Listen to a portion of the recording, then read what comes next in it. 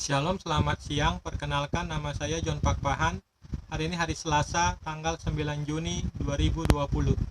Pada siang hari ini, saya akan bicara dengan tema kisah Nabi Nuh alaihissalam. Saya ulangi, pada siang hari ini, saya akan bicara dengan tema kisah Nabi Nuh alaihissalam. Mari kita mulai. Kisah Nabi Nuh alaihissalam. Kita lihat Al-Quran, Surat Al-Anbiya ayat 76. Dan ingatlah kisah Nuh sebelum itu ketika dia berdoa dan kami memperkenankan doanya, lalu kami selamatkan dia beserta keluarganya dari bencana yang besar. Ini penjelasan saya terhadap kisah Nuh alaihissalam di dalam Al-Quran. Ini penjelasan saya terhadap kisah Nabi Nuh alaihissalam dalam Al-Quran. Saya ulangi.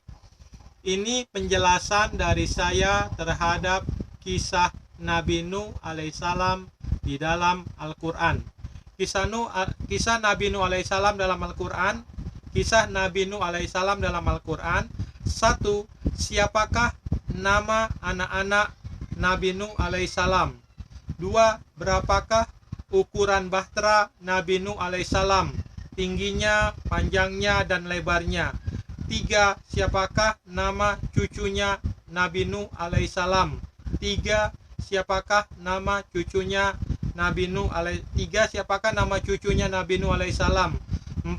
Berapakah usia Nabi Nuh alaihissalam waktu meninggal dunia? 4. Berapakah usia Nabi Nuh alaihissalam waktu meninggal dunia? Jawaban dari 4 pertanyaan ini tertulis dalam Al-Quran di surat apa, ayat berapa? Kalau Al-Quran tidak bisa menjawab, maka terbukti dengan nyata bahwa Al-Quran tidak sempurna dan tidak terperinci. Dan ayat-ayat Al-Quran yang mengatakan bahwa Al-Quran itu sempurna dan terperinci adalah bohong dan dusta besar belaka. Saya ulangi sekali lagi. Jawaban dari 4 pertanyaan tentang kisah Nabi Nuh alaihissalam ini, jawabannya tertulis dalam Al-Quran di surat apa, ayat berapa. Kalau Al-Quran tidak bisa menjawab, maka terbukti dengan nyata bahwa Al-Quran tidak sempurna dan tidak terperinci. Dan ayat-ayat Al-Quran yang mengatakan bahwa Al-Quran itu sempurna dan terperinci adalah bohong dan dusta besar belaka. Ini adalah dasar dalil yang mengatakan bahwa Al-Quran itu sempurna dan terperinci. Semua dasar dalil yang mengatakan bahwa Al-Quran itu sempurna dan terperinci adalah bohong dan dusta besar belaka. Saya ulangi sekali lagi. Ini adalah dasar dalil yang mengatakan bahwa Al-Quran itu sempurna dan terperinci. Semua dasar dalil yang mengatakan bahwa Al-Quran itu sempurna dan terperinci adalah bohong dan dusta besar belaka. Kalau memang benar Al-Quran itu sempurna dan terperinci, jawab 4 pertanyaan tentang kisah Nabi Nuh alaihissalam dalam Al-Quran yang saya sebutkan tadi.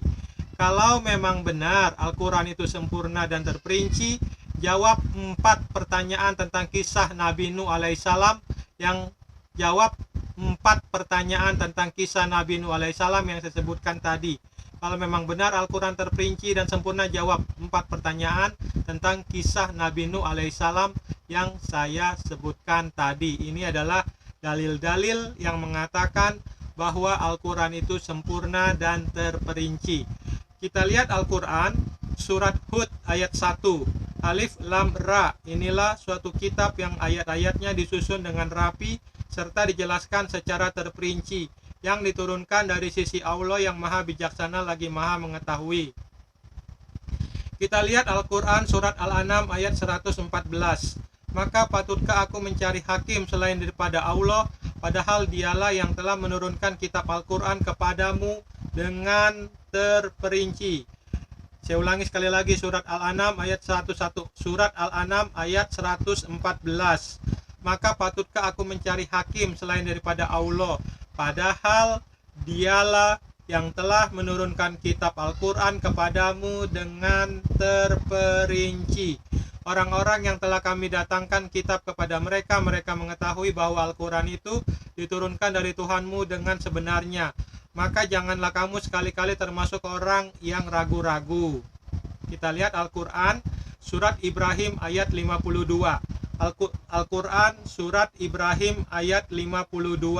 Al-Quran ini adalah penjelasan yang sempurna bagi manusia. Saya ulangi sekali lagi. surat Ibrahim ayat 52.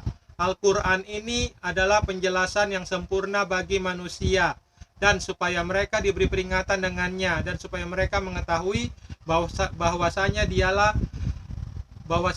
adalah Tuhan yang, saya ulangi, surat Ibrahim ayat 52.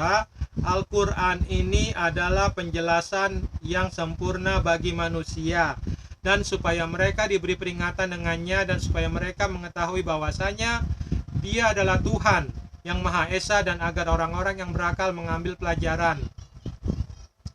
Kita lihat Al-Quran surat Al-Maidah ayat 3. Diharamkan bagimu memakan bangkai, darah, daging babi, daging hewan yang disembelih atas nama selain Allah, yang tercekik, yang terpukul, yang jatuh, yang ditanduk, dan diterkam binatang buas, kecuali yang sempat kamu menyembelihnya. Dan diharamkan bagimu yang disembelih untuk berhala.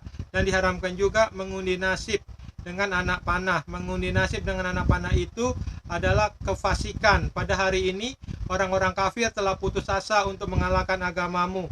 Sebab itu janganlah kamu takut kepada mereka, dan takutlah kepadaku. Pada hari ini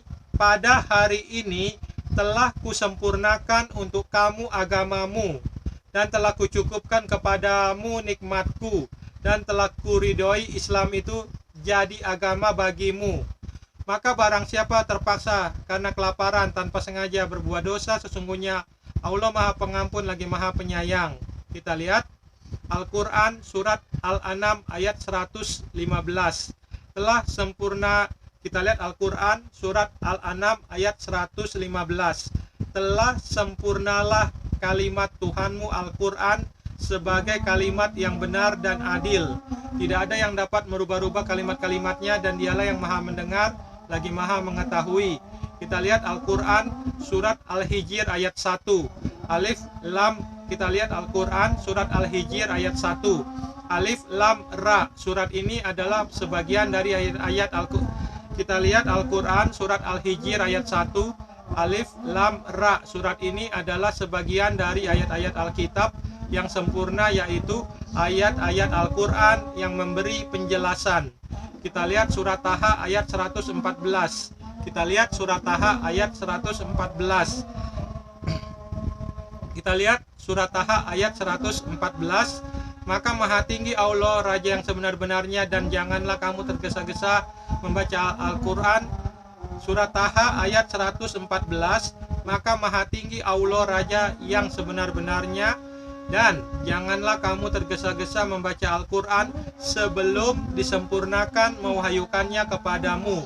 Dan katakanlah, ya Tuhanku, tambahkanlah kepadaku ilmu pengetahuan. Ini adalah dasar dalil yang mengatakan bahwa Al-Quran itu sempurna dan terperinci. Semua dasar dalil yang mengatakan bahwa Al-Quran itu sempurna dan terperinci adalah bohong dan dusta besar belaka. Saya ulangi sekali lagi, semua dasar dalil yang mengatakan bahwa Al-Quran itu sempurna dan terperinci adalah bohong dan dusta besar belaka. Kalau memang benar Al-Quran itu sempurna dan terperinci, jawab 4 pertanyaan tentang kisah Nabi Nuh alaihissalam yang saya sebutkan tadi di atas.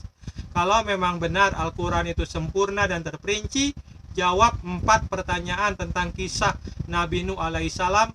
Jawab 4 pertanyaan tentang kisah Nabi Nuh alaihissalam yang saya sebutkan tadi di atas. Kalau Al-Quran nggak bisa jawab, maka terbukti dengan nyata bahwa Al-Quran tidak sempurna dan tidak terperinci, dan semua dalil yang mengatakan bahwa Al-Quran sempurna dan terperinci adalah bohong dan dusta besar belaka.